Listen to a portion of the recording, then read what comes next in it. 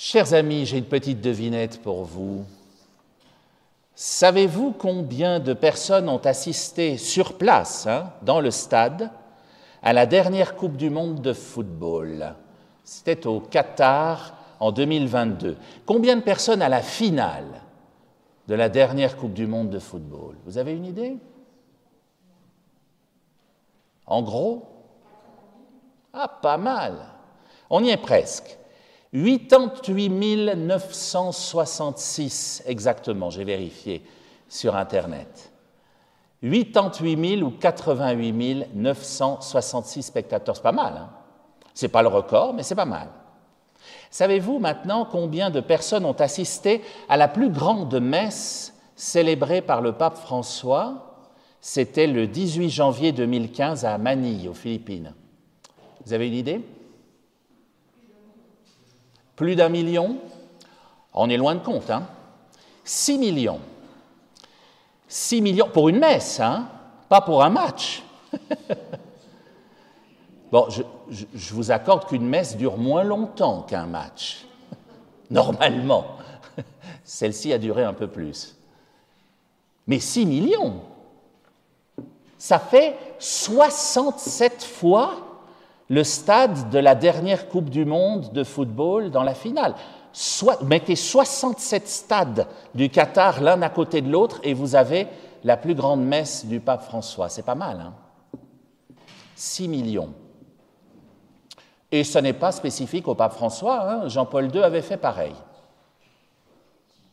Ceci dit, les papes font beaucoup mieux, que ce soit François ou Benoît XVI ou Jean-Paul II, parce que, vous le savez sans doute, chaque mercredi, sur la place Saint-Pierre, il y a ce qu'on appelle l'audience pontificale.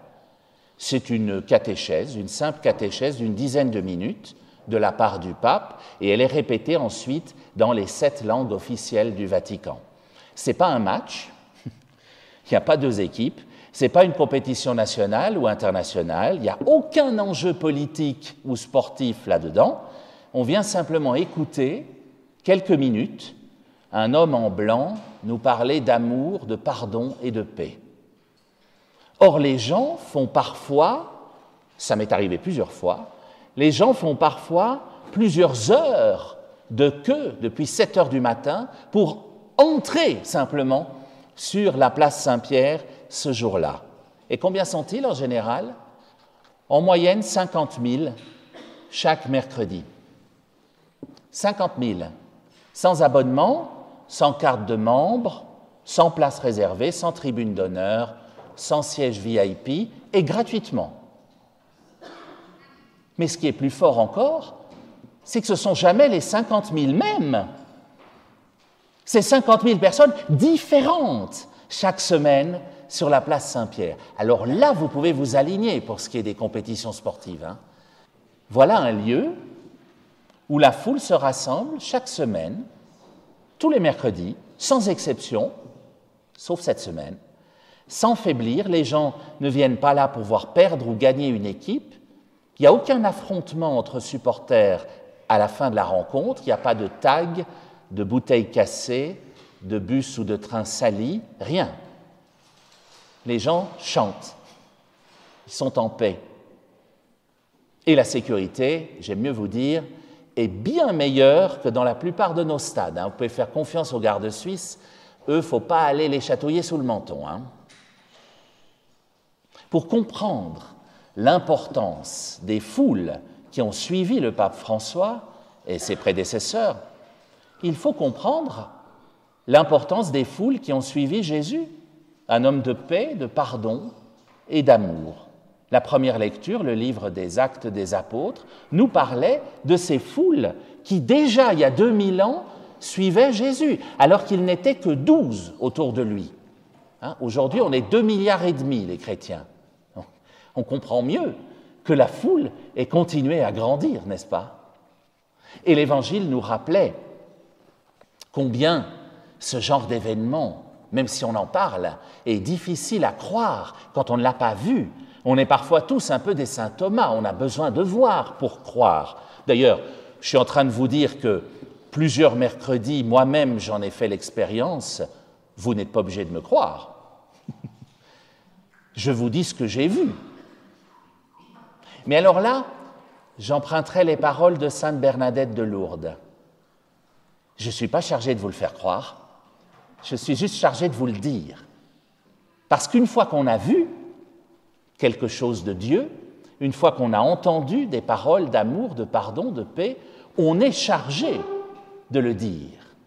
De par notre baptême, c'est notre devoir de baptiser, de dire ce que l'on a vu et entendu, de transmettre à ceux qui n'ont pas encore vu ni entendu. C'était d'ailleurs ce que nous disait notre deuxième lecture, le livre de l'Apocalypse. « Écris ce que tu as vu », disait la voix du Seigneur à Jean. « Écris ce que tu as vu, transmets-le plus loin. » C'est ce qu'il a fait. Il a écrit ce livre de l'Apocalypse, qui ne veut pas dire fin du monde, hein. Faut le redire à nos journalistes, ça aussi, parce que Apocalypse, ça veut dire révélation, simplement. Hein. C'est simplement la révélation de ce qui nous attend au ciel. C'est ça, le livre de l'Apocalypse. Et il nous revient, je crois, aussi, par rapport à nos journaux, de dire ce que l'on a vu de bien. Alors vous me direz, on n'est pas tous allés sur la place Saint-Pierre, hein, mais vous avez tous vu le bien à l'œuvre autour de vous. Vous avez tous vu Dieu en acte, par la charité, par le pardon, par l'amour, par le bonheur. Il suffit de regarder deux personnes qui s'aiment, vous voyez une image de Dieu. Ça, nous l'avons tous vu. Et c'est ce que nous avons à annoncer, la bonne nouvelle. Non seulement Christ est ressuscité, bien sûr, au temps de Pâques, mais aussi simplement l'amour, la miséricorde, le pardon, toutes ces valeurs qui nous viennent de Dieu. Nos journaux, eux, préféreront toujours parler d'une finale de football ou d'un attentat, même si ces événements ont concerné 10 fois, 100 fois moins de personnes qu'une rencontre religieuse à Rome. Alors bien sûr, cette semaine-ci fait exception. Depuis lundi, tous les journaux parlent de Rome. Mais c'est à nous, chers amis, de leur rappeler que c'est bien de le faire, mais il faut peut-être ne pas le faire qu'à chaque mort de pape, il faut le faire plus régulièrement.